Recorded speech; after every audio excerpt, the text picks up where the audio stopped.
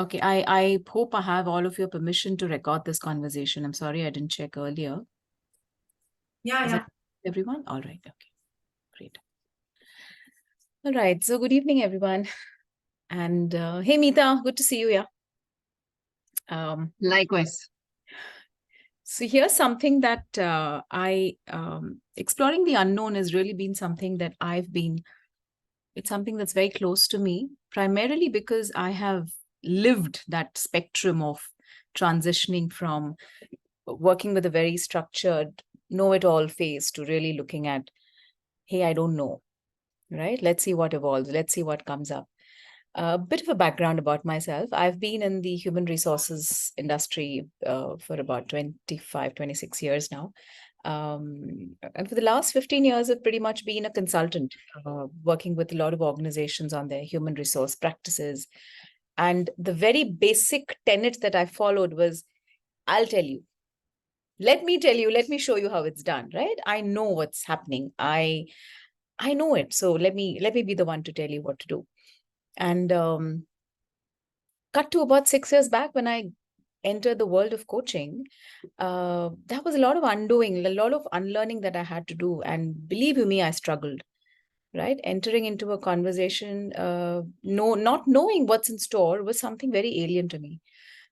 And I struggled with it. I struggled with it for years. My mentors, when I started my PCC journey, the first few calls that I kind of submitted for recording was so pathetic because it was very visible that, look, I didn't know how to maneuver the conversations. I was really struggling to even ask a simple question as what else, or just to say that I don't know. You tell me, where do you want to go with this, right? Um, so really, when as part of the MCC journey, when we said, okay, let's do a white paper, each of the cohort members had to pick up a topic. I said the one that's really close to me was how can I as a coach explore and be really okay with the unknown that shows up in the world of coaching, thereby extending it to other areas of my life as well. And that really required me to drop a lot of things, to accept new behaviors, to be okay with discomfort, to really to be very fidgety, to be very uncomfortable with a lot of stuff. But I think I'm getting there one day at a time. So I have a presentation in place, although that's just something that I would like to kind of have as a moving forward kind of a thing. But really, what I'd like to do is basically engage and use this opportunity to understand from y'all how do you deal with the unknown, and what is the unknown for you in this, primarily in this world of coaching and in life in general, right? What are the grays that you can encounter? I've had some very interesting experiences since the time I had an intention to do this white paper. I saw a post on LinkedIn by Claire. Claire Pedrick is really an MCC who operates out of the UK. And I liked her post. She had a beautiful quote, which I'm sorry, I don't have that now, but she said it was about dealing in the gray and the unknown. And I wrote to her and I said, oh, that's a beautiful post. And I shared it. And she reached out and she said, hey, Sandhya, would you like to do a podcast with me on this? And I was like, listen, I don't know what to say. And she said, precisely, precisely. I don't need you to know what to say. Just come in, just see what opens up. Uh, and true to her word, uh, there was no prep before the podcast, none. That was alien for me, right? Because when I'm going into something, I need to have some concept, something. What are the questions? Is that? She said, just chill. Let's see what comes up. So that podcast is out. It's on my LinkedIn page as well. And really, when you encounter or when you have a discussion and dialogue with people who are operating from a realm of really being okay with the flow, uh, that's a beautiful space to be in. And the MCC journey has really taught me a lot of how to be okay with that. So that's a bit of me, bit of what I do. I'm still an HR consultant. I do consult with a couple of companies on their people practices, on their strategic HR initiatives mostly. And coaching, of course, I do a lot of leadership, executive coaching, a lot of team coaching. And this is one facet that has really helped me to bring out the elements of coaching or the flavor of coaching in a much more nuanced way. All right, let me share my screen. Is this visible to everyone? All right. So really, I'm looking at exploring the unknown. I'm looking at it being a discovery. I don't know what's going to come up in today's session, but really, I'd like to hear. I'd like to know from you, what is it that you deal with when it comes to the unknown territory. I also did a survey based on, as part of the whole white paper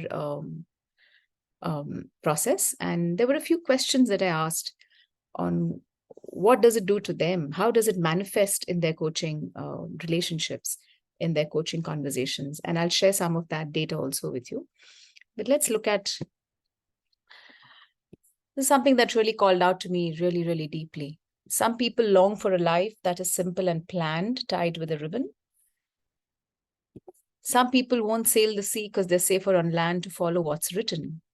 But I'd follow you to the great unknown, off to a world we call our own. There's a lot of it that I wouldn't have been able to relate to maybe a few years back.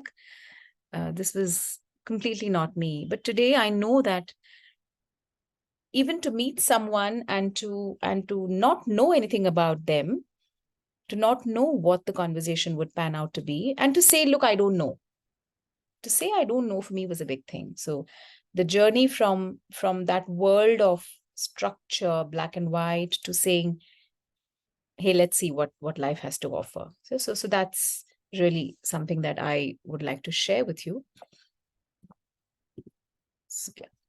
So what was my narrative? There were a few things that I really was part of my identity. And one of the things was, I am only complete and successful if I know, or when I know, right? I can't afford to not know.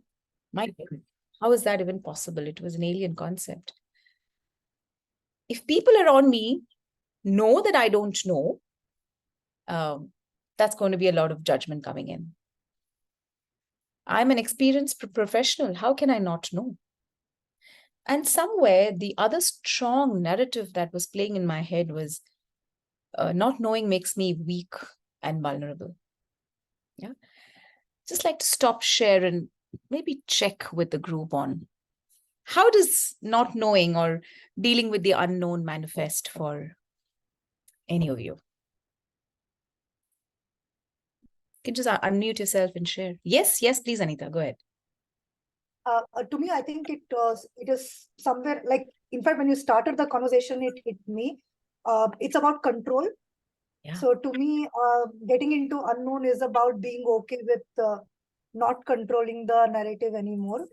Absolutely. Which is very uncomfortable. It's still very uncomfortable. I hear in you. In every area. Yeah. So what happens to you, Anita? I'm just trying to kind of... I start getting annoyed at some point that probably the direction that I thought this might take, that's not happening. Yeah. So, and I'm not yet at that space where I'm like, okay, why is it supposed to happen a certain way? So, yeah. So, yeah, it feels so horrible. I'm like, yeah. Yeah. Fear of losing control. Yeah. Incidentally, that was one of the, in the survey, one of the questions was, what is the biggest fear? Fear of losing control scored the highest. Oh, how interesting. Yes. Fear of losing control scored the highest in terms of the biggest fear that people had with the unknown. So thanks for sharing that, Anita. Yes, Hina. So I think one of the things that I've learned in my journey, I'm an interior designer by profession, and I'm just starting the journey of coaching. So one of the things that I've learned in my life is that when I say I don't know, I'm okay with it. And because of that, I have the experiences, the learning that I've had has been tremendous. Oh, So I think it took a long time, but it was okay. And it is okay beautiful. for me to say I don't know. Beautiful. And I think when you say that you don't know, it becomes just so easy for the conversation to flow ahead. Yeah, it Because does. there's no pressure, right? There's no performance pressure. And I completely resonate with what you're saying now. But I just go back to the times when I had started out, and when I heard my mentor say, I don't know, you tell me, I was like, really? And he was so comfortable with it, I said, wow, when do I get there?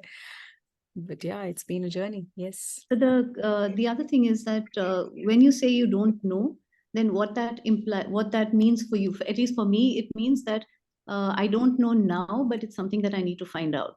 If I need to introspect, then I need to do that. If I need to find a mentor or somebody who knows about what I don't know, then I need to go there. So for me, it's a call to action. Beautiful. Beautiful. I hadn't looked at it that way. Very nice. I think that's a very different perspective. Yeah. Thank you. Anyone else? What is your version of the unknown?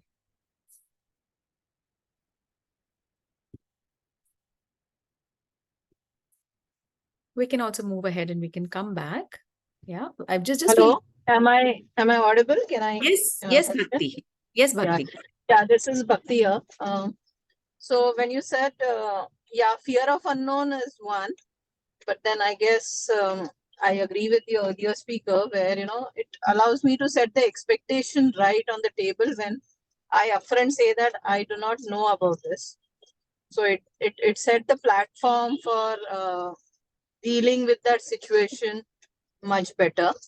Yeah. And I guess I believe that you may not know everything on the earth. So there are areas which you need to explore further.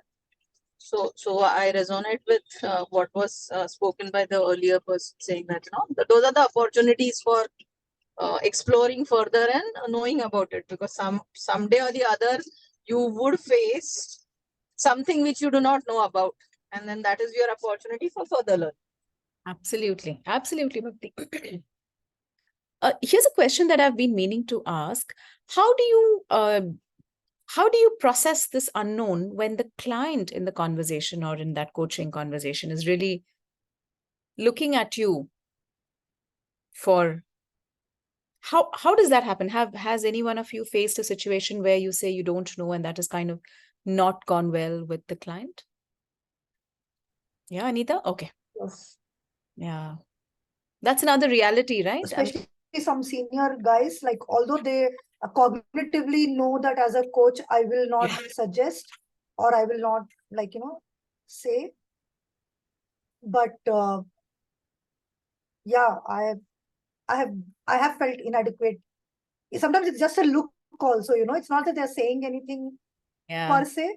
It's just that, are you kidding me? I think my company is paying a bomb to you and you want to stay blank. Or at least it felt like that to me. So yeah. And this is a real issue, right? I mean, it's a very real, especially when you deal with corporate clients, senior clients. There's really a bit of an advisory expectation that comes up with those senior execs. Yes, Hina. So I haven't done any paid coaching. Like I said, I'm just starting, but I have done a lot of mentoring. Some of it has been for corporate media, the mid-level leadership. A lot has been with business owners, and this has come very often because there are challenges and there are things that people come across which could be unique. So the way that I've tackled it with guide from my mentors has been to say, all right, I don't know, I can't tell you what to do. Let's find out and let's ask some questions. So the questions that, we keep asking questions, and I ask them to come up with questions that they could think of as well if they were asking me the same thing. And I think in asking those questions, we arrive at least an understanding, and therefore that leads to a potential solution. Absolutely. Absolutely. Yeah. Yeah. There's this book, I don't know, I think some of you may have read it, A Shift in Being by Leon Vanderpool. And there's this beautiful interplay of letting go and letting come. This is again something that really called out to me, when I was reading the book, and Jaya in her cohort made us really read the book. And there was a lot of discussion around it. Leon also had come for our retreat when we kind of had the closing retreat in Rishikesh. And I just found that whole interplay of letting go and letting come such a beautiful space to be in. So yeah, Hina, thank you for that. I think that's something that I have also encountered a lot, where people really look up to you and look at you and say, okay, you don't know. So what's really what's really happening here? Yeah. Yes, Ashok. Okay, Ashok has said, carrying on from what Hina said, I don't know. When you don't, makes you authentic and opens up another person, and she may start exploring solutions, which is powerful, either in a coaching scenario, otherwise. Absolutely true, Ashok. In fact, when you kind of say, I don't know, with ease, there is a lot of co-creation of trust that builds up. I've observed that, that also then the client and the coach, there is really the proof of the fact that you both are equals. Otherwise, it's just on paper, right? Okay, both are at the same level and it's an adult to adult conversation. But here, when I've said that I don't know, and I'm putting it out there, over a period of time, there is that trust that gets built in. And there's a lot of co-creation that happens. There's a lot of partnering in the true sense that happens. So thank you, Ashok. Go back to my presentation. All right, just a minute. Sandhya, may I take a pic of the slide, please? Which one? This one? Yeah. Sure. I can even send this to you if you want, Anita. That would be lovely. I'll do that. Sure, I'll do that. Okay.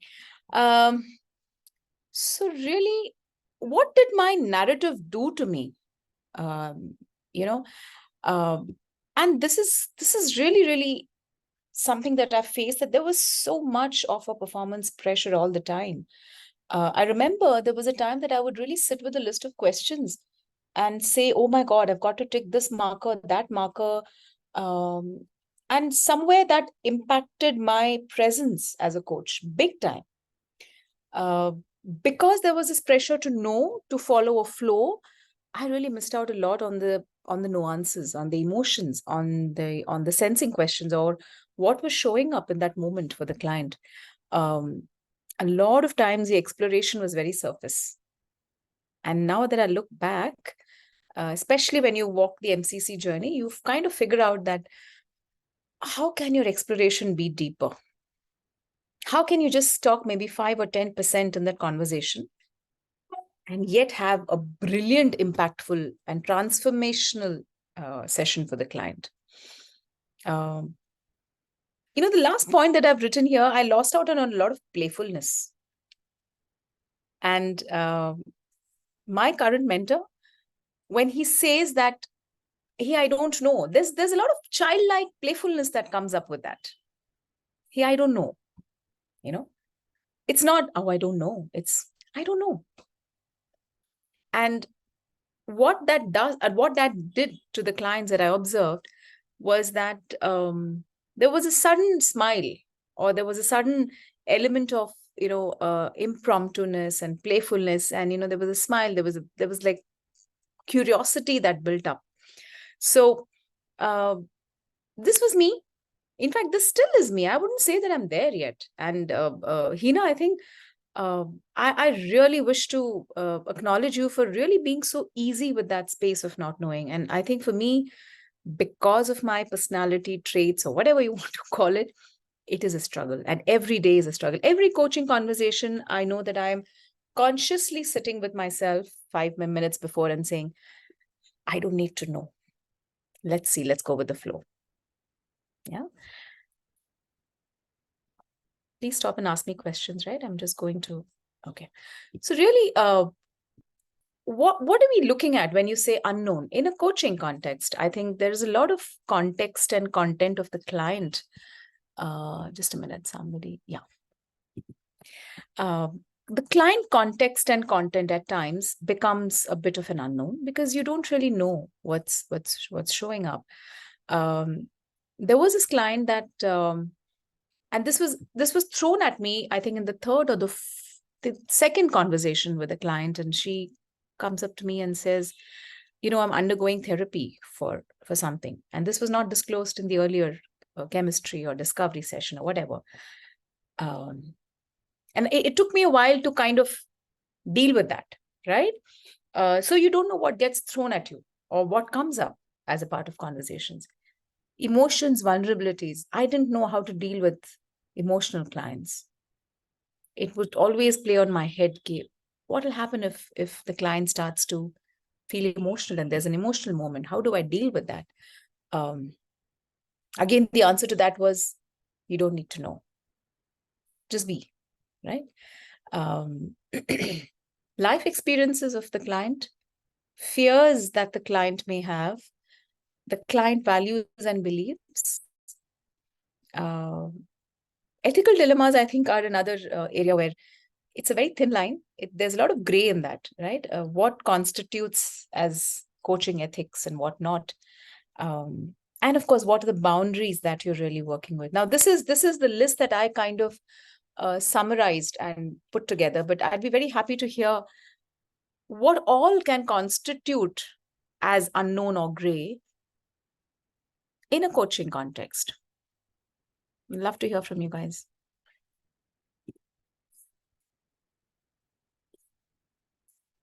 Anyone? Is there anything beyond this which I've not covered, which you've experienced as unknown? Can I, Sandhya? Yes, please, Sasamya. Sometimes I feel even our own presence to certain clients is unknown, right? Yeah. How are we dealing with that client at that point of time? How are we present with the client? Yeah. We don't know how does our body language, or if something the client tells, how do we react or respond to that? Yeah. That's and another a big one. That's a big one. big one, yeah. Yeah. Like Anita just mentioned, we understand the micro moment of the client, that he feels that, oh, I'm paying so much and you don't know. So how are we responding to that in our body language? Not by any words or anything, but by our body language and our micro movements. So how Yeah. can we be very aware of that? That's beautiful. That's the big. I think as a coach, I feel embodying the coaching mindset that covers so much. Yeah. Thank you. Sandhya. Yes. Hi, Sandhya, Archana. Can you Hi, hear me? Archana. Yes, loud and clear. Hi. Okay. So very interesting perspectives everyone's sharing. And I just wanted to share that sometimes what's happened on one or two calls that the client, simply said, today I just wanted to talk to somebody. So I have nothing in particular on mind and I just wanted to talk to somebody. And I think if you're asking that question, then sometimes the unknown is, both you and the client don't know where this conversation is heading. And I think both of you are exploring alongside. So there have been a few limited calls where, you start from that space and sometimes there's some validation or some awareness that happens for them. And most of the time it's about, I wanted to talk to somebody today. And I think that's when there is a fair bit of unknown in that space. So that's a little bit of my experience. Yeah.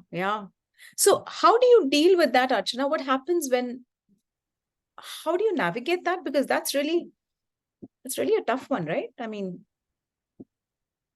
Yeah, interesting. So initially, when I just started out as relatively new to coaching, I think I was hearing some of the perspectives, Sandhya, you shared, Soumya and the others shared, Anita shared. So yes, it gives you a little bit of anxiety because, you like to have that control. But I think, am I like very good at it? No. But I think a lot of comfort has been built in with a little more experience to say, we'll arrive somewhere for sure, Yeah. and even if we don't arrive, it's okay because it's all about what was the client looking from this conversation. If he just wanted another pair of ears, that's what you're lending and supporting with. So I think it's just one of those points where you arrive at. Yeah. Yeah. Thank you, Archana. That was a very interesting perspective. When you don't know what the client really wants to, and this has happened, right? Many times, especially senior leadership clients, I've faced this where they really, they don't have like an objective or a goal at times. They just want to, talk. They just want to exchange thoughts. And then for me to be really stuck in my format of that coaching call might not, play out. So that's a very valid point. And I've had a bit of a struggle with that as well, where I'm saying, okay, so what happens then to my structure? Because the need for structure in me is so high, then that becomes, really, yeah. Thanks, Archana. Carrying on. Yeah, I think, yes. Yes, Hina, thank you so much. All right, let me go back to my presentation. Anybody else would like to share anything? What really or what has been the unknown for you as a coach? Not, we can move ahead. So I'm just sharing some things that came as part of the survey, which I did. And like I said, fear of losing control was the biggest impact of dealing with the unknown. Yeah. In fact, almost 90% of them came up and said, and even in their descriptive answers, what they said was, how can we still manage the conversation knowing that we don't have control? And really, that's really the key of it. And then the whole focus shifts to you just being present. So I think there is a lot of connection between presence and control / knowing, because then, and this I've lived through it, because when you are present in that conversation, you really don't need control, or you really don't need to know. So it could work both ways. The other thing that came up as from the survey was, even though coaching is touted to be one where you don't need to know all the answers, there is an innate pressure, or there is some sort of an expectation that you will get some direction, especially in the corporate world. And I think I know Archana and me have discussed this many times, and we've had our discussions where we say that in a corporate context, there is this underlying expectation. Do you have, or can you tell me what I'm supposed to do? And as much as you stick to the ICF format of really not giving any suggestions, I think there is also some times where you might want to share your observations as a coach and say, hey, this is what's worked for me, or this is what has worked for some of my clients, and I'm just putting it out there for you to take from it and see what you want to do with it. I think there is also the third point that came up was, I really don't want to go below the surface. I'm okay with being at this level of exploration because I don't know what might come up for the client. And then, am I equipped to deal with that?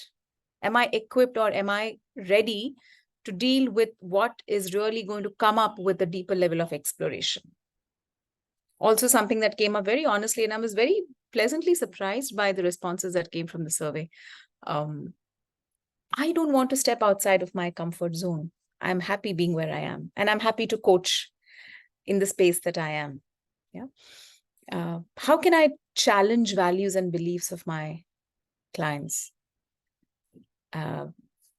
Again, a huge area of really saying, is this value being, or how is this value serving you?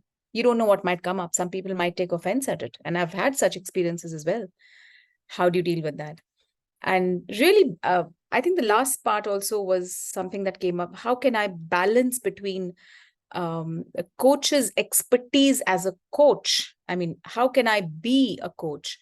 And how can I still respect the client's autonomy in what needs to happen and what needs to flow in that conversation? So these are some of the points that came up. Okay, moving on. How then? So then I also asked a question. So as coaches, how do you navigate the unknown? What is it that you do? And one of the biggest, or one of the most topmost points was, okay, I ensure that there is a very clear level of agreement that I do with the client where I'll put it out there that I don't need to know stuff. And I might not know what your expertise is. Building trust and rapport. Acknowledging that there could be some unknowns and fears along the way. Normalizing uncertainty. I love this phrase. How can I normalize the uncertainty with the client? Being curious, asking exploratory questions, of course, being authentic to whatever comes up in the conversation. So there was this client that I was coaching, and a very difficult client, senior client, I think had about 18, 20 years of experience. And every call, right in the beginning of the call, it was an online call, virtual call, I could see that wall, because I think the client did not agree with the format of coaching. He was looking for a more honest, direct, you tell me what I need to do kind of a session. And the organization had put him for coaching. Of course, there was a bit of a contracting that also I kind of had to redo with the stakeholder and the sponsor. So very closed, very, very closed. And every time he would ask me, so what do you think I need to do? I would throw this back at him and say, I don't know, you tell me. And it irked him so much. It made him so uncomfortable that he said, then what are you here for? And I said, well, I'm here to coach you. I'm here as a coach. So, and I was being very authentic to that, very honestly, because I really didn't know what is it that he needed to do in the context that he was talking about. And I just said, look, I really don't know.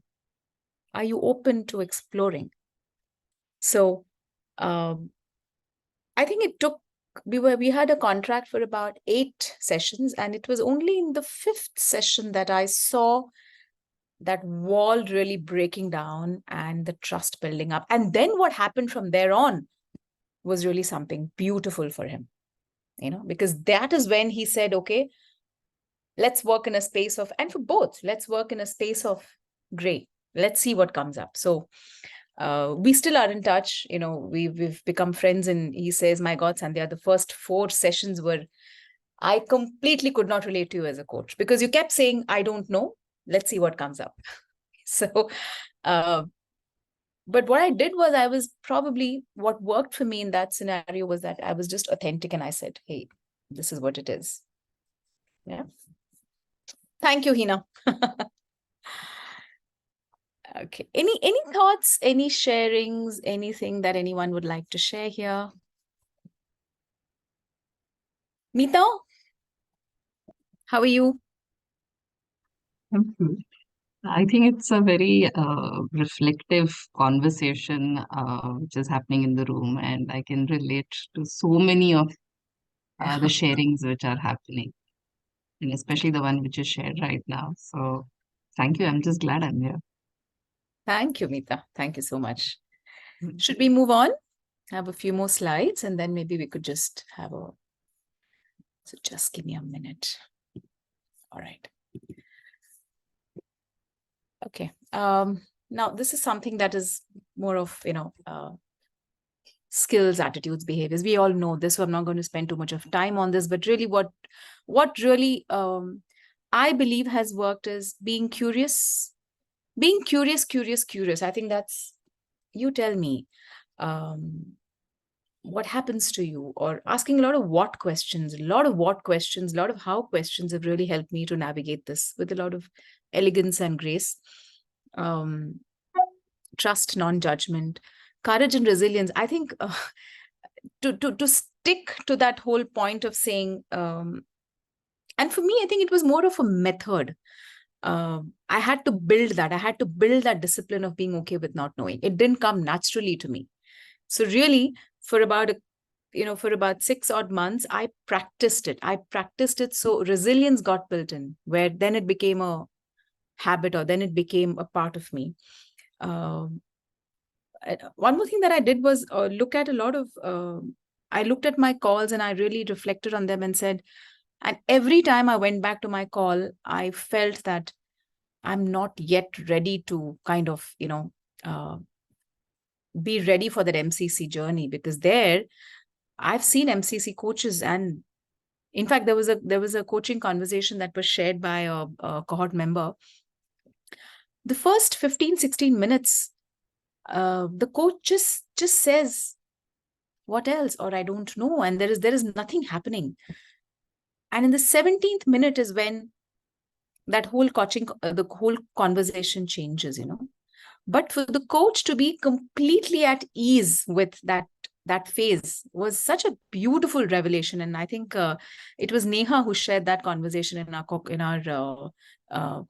And the whole part was at a mastery level.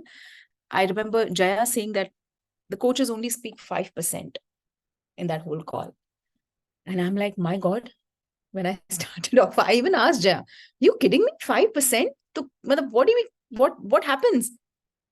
She says, you'll be surprised that you just go in and you just use your silence, be okay with just the flow.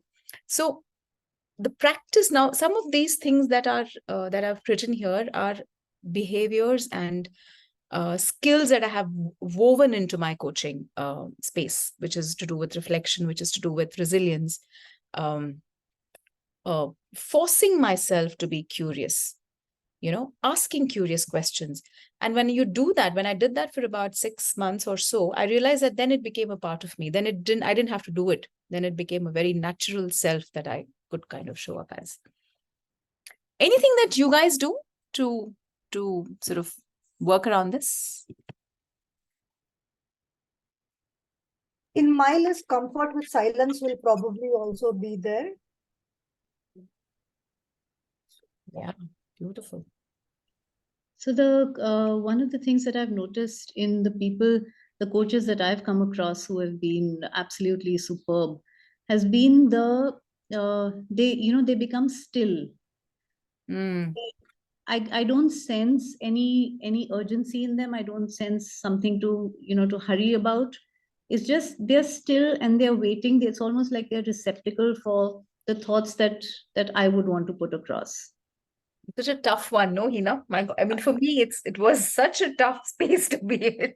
Yeah, that's a really tough one, because you want to move ahead with the conversation, but you have to be willing to. It's almost like counseling, Yeah. You need to wait for the person to come out with something. Yeah.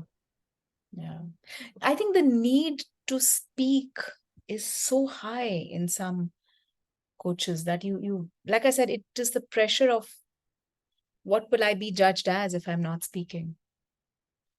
That's a beautiful one.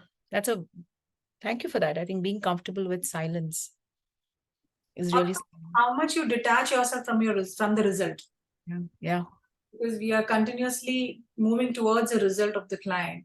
How much as a coach you can detach it from that and just be in that conversation flow. So that matters a lot. Very true, Sandhya.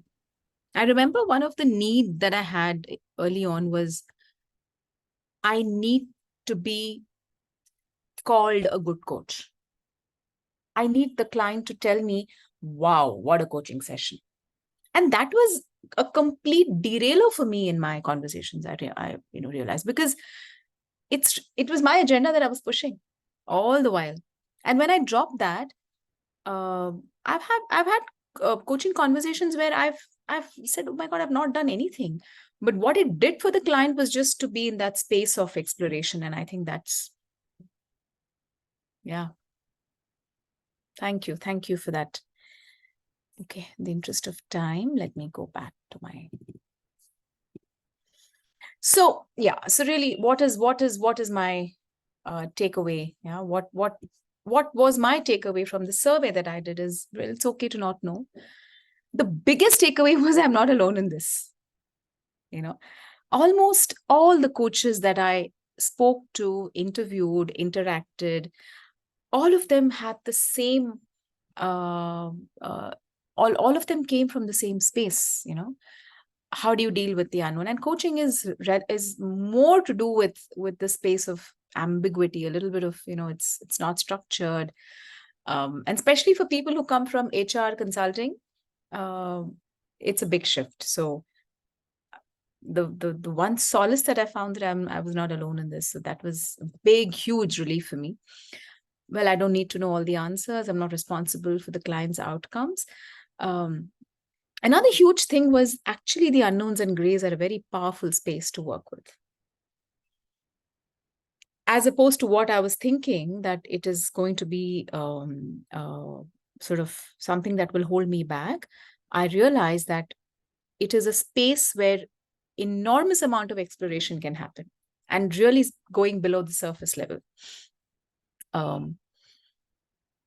And I think the last point, that I accepted somewhere that it is a journey. I'm not in competition with anyone, really. Yeah.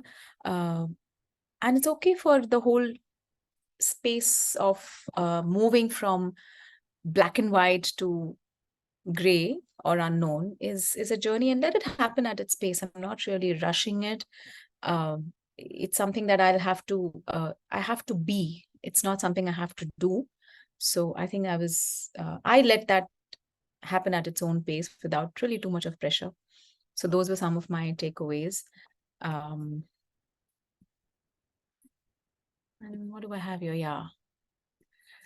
The unknown is where all outcomes are possible. Enter it with grace. And I think when Hina said that in the first part of the session, was that how easy, or with what ease she accepts the unknown. I think it's also to do a lot with grace, right? What is the level of grace that you're bringing in when you are looking at unknown? And thank you, Hina, for that, because that has stayed with me for this conversation. So thank you for sharing that. This is an excerpt from presence-based coaching, and I'll just read this out. What I don't know, the challenge here is to manage my feelings of anxiety and overwhelm around this, especially when facing into something that calls for a stretch beyond what's usual or comfortable or easy. To pull back my attention into the present moment when it goes too far into the future and stay stuck in planning or forecasting. Or practice bringing my attention to present time when I notice I'm located in the past, getting pulled into, and take to be real, my limiting narratives around deficiency or comparison. It's a little sort of, and I think in context of the book, when you read it, it makes a lot of sense. But really, what also came up to me as a takeaway from this was, I think we're so comfortable with the known also is because we're trying to hide our own deficiencies somewhere. We're also trying to really work around with what our own limiting beliefs are, and we've got to know the answers to kind of cover that, right? So what another active part of my journey was to let go and to be authentic to myself first, and to see, okay, it's okay if I'm deficient, it's okay if I'm not perfect. Can I stay with my imperfections and see what throws up for me? And then I have, I think, just another slide. Yeah, that's it. That's really it. I think that's what I had to kind of share. And I remember when Jaya sort of looked at all the topics that the coaches had presented, she said, it's so ironic that the topics that you'll have chosen is resonating so much with your own journeys, so for me, this has been my biggest journey. And the podcast that I did, I think, was another revelation, because when Claire asked me to do the podcast, and really till the last minute, we logged on to the podcast and she was recording the show. And before that, I said, so Claire, what do I do? What are the questions? What are you going to ask me? She said, I don't know. So let's see what comes up. Yeah. So, so that's where I am. That's what I had to kind of share with all of you. And some of so any final thoughts, anything that you all want to share, I'm happy to sort of Yes. Apologies for asking a basic question at the beginning of my coaching journey. Is it acceptable for a coach to say this has worked for me within a coaching session? Would you rather do that, if at all, outside a coaching session, if you think the coaching can? Right. So Ashok, it really depends on how are you presenting it to the client. So let's say if the client asks, can you tell me what is it that I need to do? What I've done is I've said, well, I can't tell you what you have to do, but some of the things that I have kind of experienced in my life is this, and you present them as observations, right? You very, very nicely present them and say that. So let's say if another client has gone through the same experience, you say, well, there was this client, without naming, of course, that this was the experience that he or she or them had, and this has worked for them. I'm putting it out here. You can choose to. So let the client decide what he or she wants to do. But if you are telling, then you've got to remove the coach's hat consciously in an agreement mode and tell the client that let's discuss this post the coaching conversation or whatever. I hope I've answered that question. Yeah, that helps. Yeah, thanks. Yeah, thanks, Ashok. Sandhya, Bhakti here. Yes, Bhakti. Yeah, just some thought crossed my mind as I was listening to it. What you're talking about unknown, I'm just began my ACC journey, so I'm just kind of still taking those online sessions, etc. So when the practice sessions began after the initial 1 or 2 sessions, there were instances when things were going blank, like what to ask next. The way the coach used to answer, or coach used to say, I don't know, and then after that, if you keep on asking questions, obviously somebody will also get little irritated, right? The way we exactly discussed, then why the need is there for the coach if coach is asking something and coach is saying, I don't know. So I used to feel blank that time, and and yes, that pressure was there at that point in time of what to ask next. So that unknown was there. So I spoke to one of my mentor, who is a PCC now, and he mentioned to me that it is okay to kind of feel that way, to feel blank, that you do not know what to ask next, because something which you need to remember is you are not driving that session, but the coachee is driving that session. And I guess that made me suddenly comfortable with that whole thing, saying that otherwise I used to feel that no, I'm not doing a good thing by not asking the right question, or I'm not good enough, or something like that. And he did also mention to me that it is okay to tell your coachee that, okay, so what do you want me to ask you next? Absolutely. Or if nothing is working out, it is even okay to just take a break of couple of seconds or minutes mutually, and then resume your conversation. So this is what something which my mentor shared with me, and I think that helped me in my further practice sessions. So I thought I'll just share that experience with everyone. Well, thank you so much, Bhakti. That's so valuable, and I resonate with that so much. And I think what your mentor said is so true. Because sometimes you hit a roadblock, you don't know what is going to come up, and there is really a stage of impasse there, because you really don't know where it's going, right? I have taken that. I have taken pauses. I've in fact said, so we seem to have reached a stage where nothing is happening, or the conversation is not moving. How do you want to take this ahead? Yeah. And when you put the onus back to the client, more often than not, I've seen that there is something that is underlying, which comes up to the surface, and then that you can explore and then expand on that. I've even had sessions where, Bhakti, I have not felt that I am present. So I've shown up authentically and I've said, I'm not present in this call today. I don't feel centered. And I apologize. And this, obviously, it happened before we start the coaching call. And it's my kind of cross to bear. Would it be okay if we reschedule this? Because I don't believe I can do justice to this conversation with my current emotional state or with my current state of being. And clients really appreciate it. because you Hmm. know that when you are engaging with a client in a conversation, you've got to be at your 100%, right? So there have been Correct. times when I've had a miserable fight at work and it's kind of spilled over, and I've taken a pause. And thank you for sharing that, because I think that's also a huge space for dealing with the unknown. You don't know what can come up. Yeah, because the moment he said you are not driving, it's being driven by the coachee, and it is okay to feel this way. That pressure button was suddenly released, and the ease with which you could conduct the coaching session was much better than what I could feel earlier. So that's what I experienced actually after he gave me that piece of advice. Absolutely. Thank you so much, Bhakti, for sharing. That's so powerful. Thank you. Thank you. Thanks.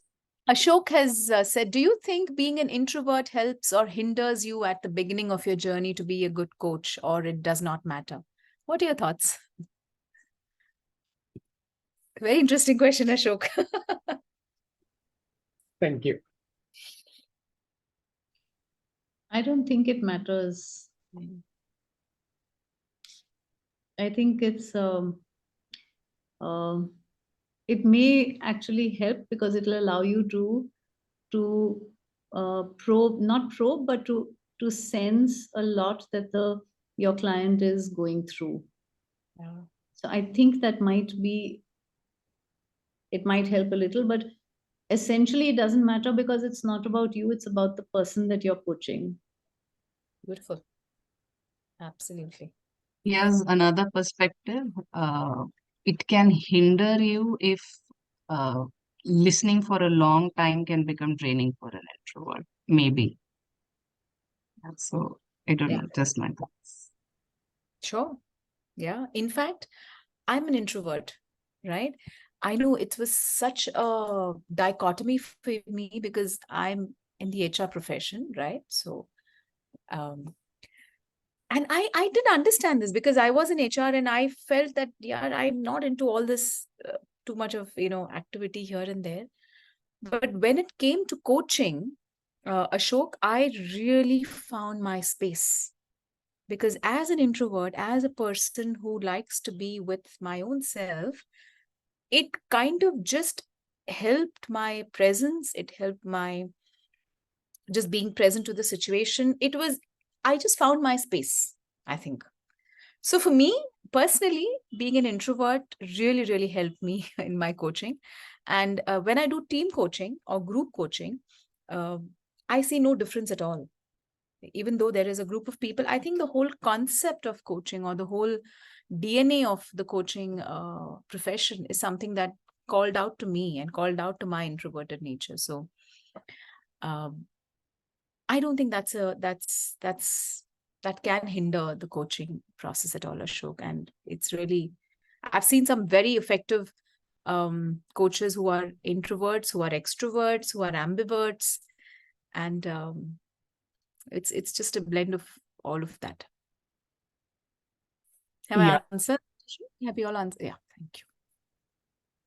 Yeah, I was just thinking that, being an introvert might help because, introverts are normally good listeners, right? And coaching does require good listening skills.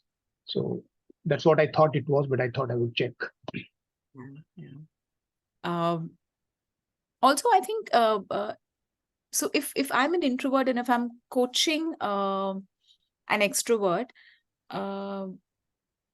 initially I had a bit of a struggle because I was just very, very, quiet initially, and the person went on talking and talking and talking, and I didn't know how to bring it back to the objective because I was just too much in my own space. But then I think as you start coaching, it's just being very comfortable with the process of coaching. And I think for me, it's unraveled in a very beautiful way. It's in a very organic way. So there is not much of struggle that I've had to do, thankfully. So yeah. All right, we are at the top of the hour, mindful of the time here. Do we have there anything else somebody would like to share, or we could? An awesome conversation, Sandhya. Thank you for so much. Thank you so much for initiating this. Thank you. Ending with the quote on the, would you like to know your future? If your answer is yes, think again. Not knowing is the greatest life motivator. So enjoy, endure, survive each moment as it comes to you in its proper sequence, a surprise. Oh my God, that's beautiful, Ashok. Thank you so much for this. I'm just going to save this. This is a beautiful one. Thank you so much. Thank you, everyone. Thank you for your time, and thank you for really, pitching in. It's been a wonderful conversation. Thank you, Hina, Meena, Ashok, Bhakti, and Anita. Thank you so much, Soumya. Thanks, Sandhya. Likewise, Thank you. and Thanks, lovely Soumya. being Thank here. you. Thank you. Thank you, everyone. Thank you. Bye-bye. Bye. Bye-bye. Bye-bye. Take care, everyone. Bye. Thank you, Ashok. Thank you all. Bye bye. Bye-bye.